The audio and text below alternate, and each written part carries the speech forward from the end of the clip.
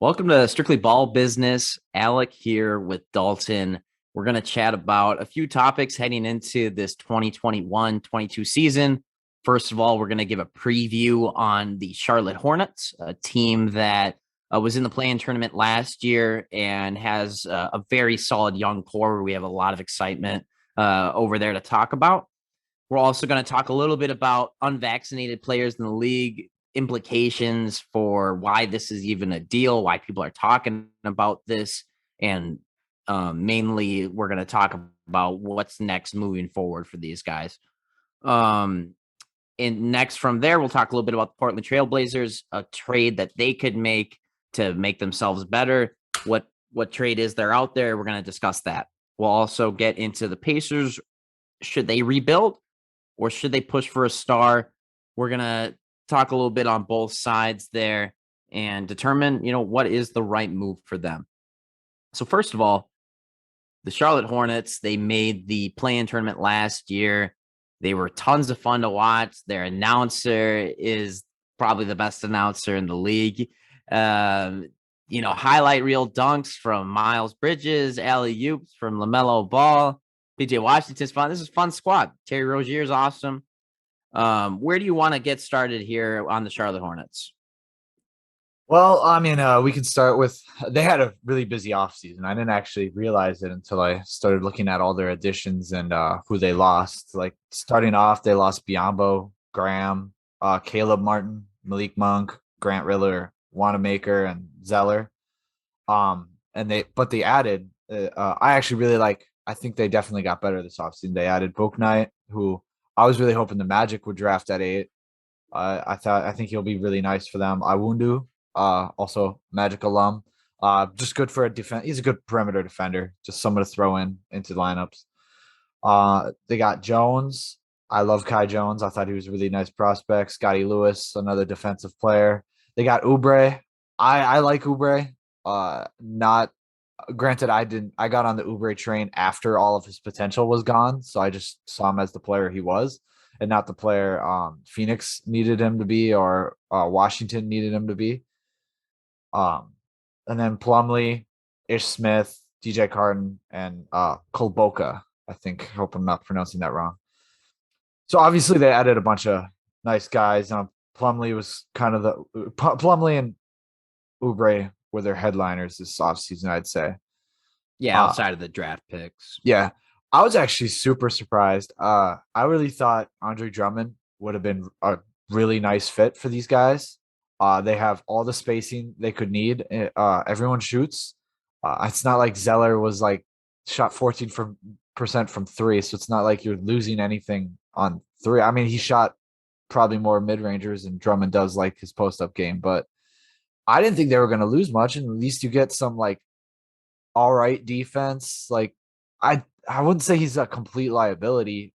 He still is a decent shot blocker and awesome rebounder. That's half of defense is just rebounding. It's a very underrated part of his game. I mean, everyone knows he's a good rebounder, but it's part of defense is rebounding. I would say Andre Drummond is not far off from a complete liability. I mean, he was unplayable in most matchups for the Lakers this last season. And offensively, when he gets the ball down low, he's a fumbler.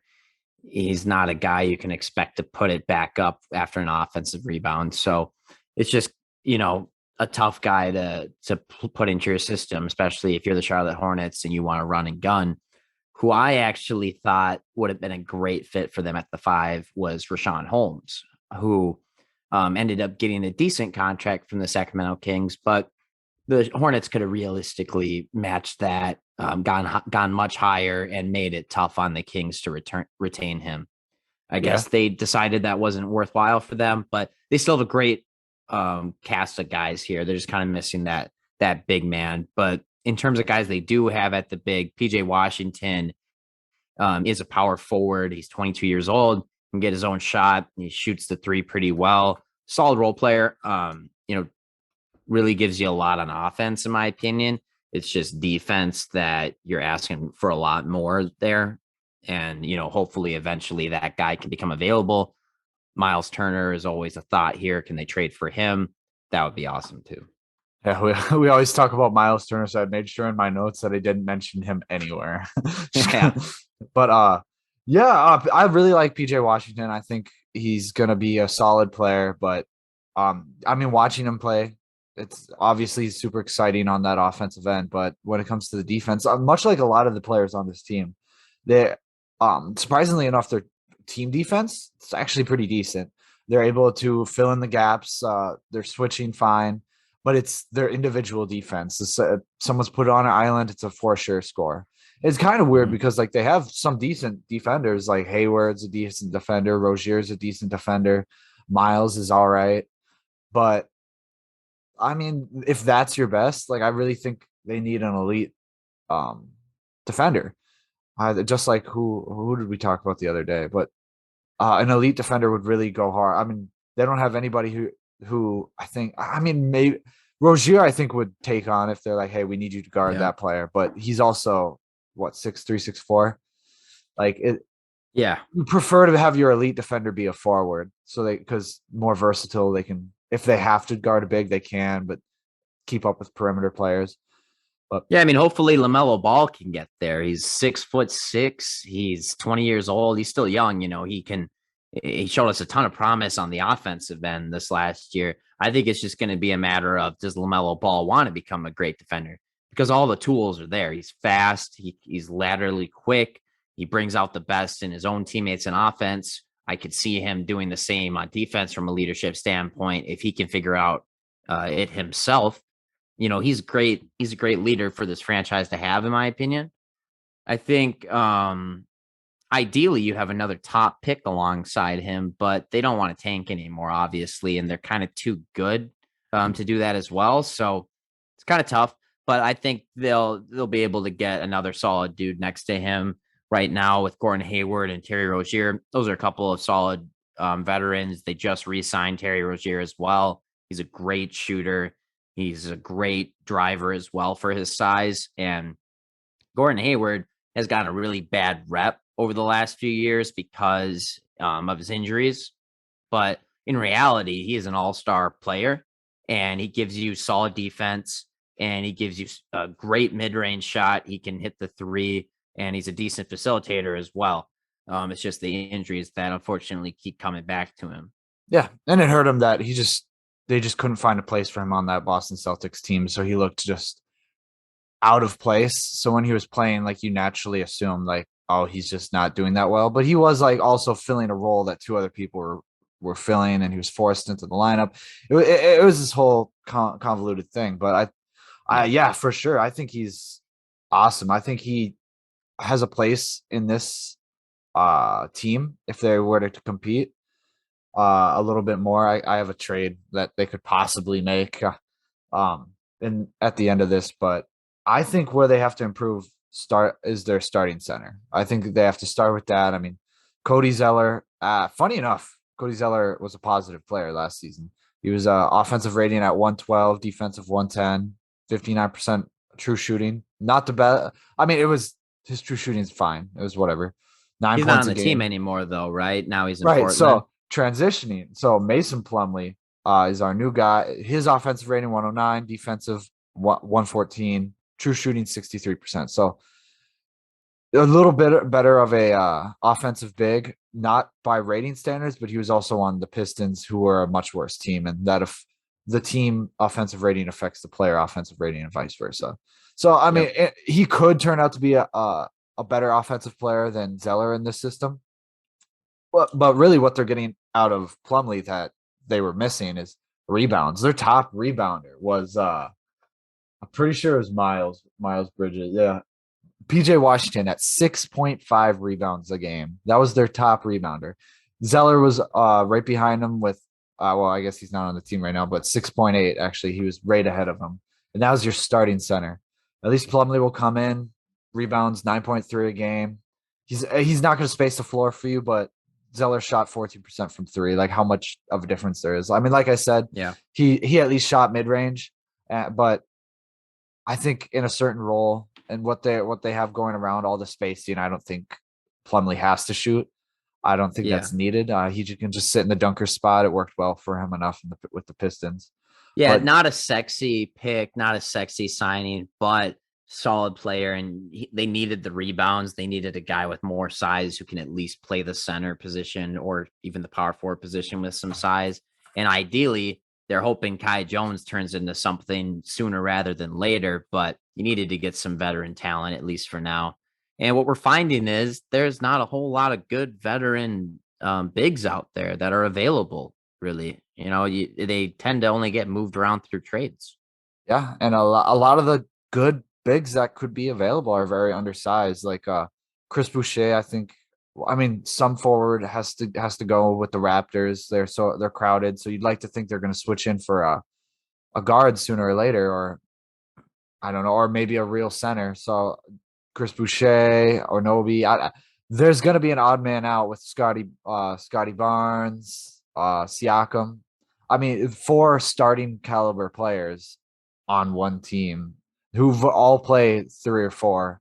And I mean, one of them could play center, but he's very undersized. So Yeah. I think Chris Boucher would fit well on this team. I think Yeah, he'd it be great for the suits. Hornets. Yeah, I think it suits the Hornets more because they have a point guard like Melo who can run and he's a great playmaker. Like it fits into that fast system, that run and gun, and that's why like you can give up size because you'll be more versatile. You'll be running. It's just 7 second offense. So like I think that'll fit better than the Raptors, who are more of a slower pace, like half court offense. Yeah, So LaMelo Ball will pull another inch or two out of these guys. yeah, yeah, that's right. But no, That's I how it'll think go.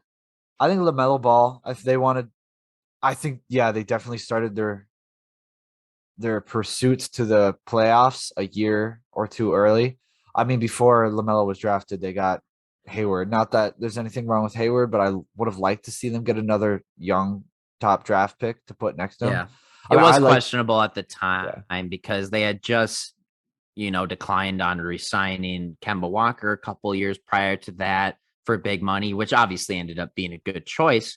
But nonetheless, then they go around right after that and pay Gordon Hayward basically not much less than what Kemba got. So it was like, why? yeah. At least pay the hometown guy. And Gordon Hayward was an injury prone white dude coming into North Carolina. I mean, I, I I mean, I think it worked out for Hayward. However, their timeline is a little. They have to do something to get out of limbo. It's either LaMelo takes that superstar step today, I mean this season or next season, and I think that'll certainly change the conversation. It'll make a lot of people think about them as an actual playoff team rather than a play-in tournament team. yeah. I do think one of the other younger guys has to step up. I don't think it's going to be Miles Bridges. I think we've seen his role, we've seen his peak. PJ Washington could definitely get up there. I think Book Knight certainly has that potential, but I do think they need to go out and get someone. So I say it like they need a first scoring option, not because Melo can't be a first scoring option or can't grow into one, but because since playmaking is arguably one of his, like if not his best skill, like when you have a playmaker like that you tend to want someone else who's a better scorer. So then like Mhm. I mean obviously Bradley Beal's thrown around a lot, so if you have someone like that, takes the pressure off them, they can just score. And LaMelo, not that LaMelo doesn't have to score, but less Yeah, I mean, pressure off maybe him. in their minds, one of these guys like Book Knight develops into something solid in the next year or two. But at that point, they pull the trigger on a big trade and they're like, well, we're already ready to compete. We've got solid players that are here now, but we also had our young stuff that we gave up to get that better star. You never know who's going to become available. It might not be someone as good as Bradley Beal, but maybe they get a guy even just like TJ Warren, maybe a guy like, I don't know, even on the same team, Pacers, Karis LeVert, someone like that, not necessarily those guys specifically, but somebody who can get 20 points per game and shoot the three a few times is definitely what they're looking for. Ideally, James Bouknight is that guy. We have no idea if he's that guy. He hasn't played a single minute of regular season basketball in the NBA. So we have no idea. Yeah. So I top picks mean, bust all the time. you're right. I just don't think that'll be enough. I mean, in the long term, just getting a borderline all-star. I think they need to pick up either an all-star now or pair him up with another superstar. Everyone says you need to pair someone else with another superstar. They certainly could pull it out, but easier said than done. Yeah, easier said than done. But they are a high turnover team. I think a lot of that will change. Devontae Graham didn't get as many turnovers and they let him go. However, Rozier is a high turnover, and obviously LaMelo Ball handled the ball a lot and he was a high turnover, but it was his rookie year, so you can't complain too much. But I think that'll get fixed. Their starting lineup, what do you think that looks like? Ball, I have Ball, Rozier, Hayward, Washington, Plumlee, and Oubre as their sixth man. Yeah, that sounds right. I mean, I don't know. I don't think Kai Jones is ready to start from day one. If he can possibly start later in the year, if he starts developing early on, that'd be great. But typically we don't see centers have good rookie years. It's just rare, especially from a defensive standpoint. And if the Hornets want to play well this year, they're going to need a guy in there who can play some level of defense. So I agree. That's probably the correct starting five till Gordon Hayward gets injured the first week. No, I'm just kidding. Yeah, and that's when Book Knight can step in, or Miles. Yeah, it's a deep team. It's important to have depth. They've not been drafting like stars necessarily that effectively well, but they've done a very good job of getting good role players in here surrounding guys like LaMelo Ball, Terry Rozier, and Gordon Hayward. So I think this is a team that could possibly make it as high as the 6th seed in the East if a lot went well for them. Realistically, they're a play-in tournament team, kind of same level as like the Toronto Raptors. I'm really excited to see how they turn out this year. I think LaMelo Ball in his second year is going to be a ton of fun. His ball handle was awesome last year, and it's probably going to be even better this year. I'm hoping for some deep threes. Yeah, hoping for some circus layups. I think it's going to be fun. Oh, yeah. But so I mentioned them before. I think they're a really sneaky team when Bradley Beal decides it's time to leave Washington. I think they have a lot of assets and capital that they could make it happen. So this is value as taken today. This is what I have. So it's Bradley Beal with an expiring of Harrell, right? Well, and they get Terry Rozier, Mason Plumlee more to match the salaries. Miles Bridges and James Book Knight, 2 first-round picks and 2 second-round picks for Bradley Beal and Harrell. So I don't think Harrell adds too much on the Wizards side, giving up. He's an expiring deal. He really didn't do well last season. I don't think that's much of losing. That's more of the Hornets just saying, hey, we need an effort player. We're going to need some bench production. He could be their starting center, or if Kai Jones has developed enough, they could throw him in there. They can go small ball center. They did do that a few times last season with PJ. So that's possible, but I think it would be a nice place with Bradley Beal. Obviously, defense is the biggest question there, but what do you think? Oh, it'd be a ton of fun. I think that package is reasonable too. Like in a theoretical world, when he requests a trade a year from now, that package would probably be still really solid. Bradley Beal with LaMelo Ball would be a ton of fun if they had a decent big man next to him. Say Kai Jones develops a little bit, PJ Washington next to him, but obviously Bradley Beal becoming the best player on that team. You let LaMelo Ball worry a little bit less about scoring and more about getting the ball to Beal and other guys while still being a great scorer who can drive it to the rim and shoot it from God knows how far he wants to. Yeah, that'd be a ton of fun, man. Yeah. Super excited. They're a really fun team to watch. So yeah, I'm excited to watch the Hornets. Yeah, that is a first. And like before, when they were the Bobcats, this franchise has not seen a lot of great days. They set the record for the least amount of wins or the worst record in the NBA. And I hate to bring up stuff like that because I really want to see them do well. This is an exciting squad. It's a fun fan base that deserves to see a winning team. Their uniforms are sweet. Yeah. So, I mean, hell yeah, let's go. Let's have a great year this year.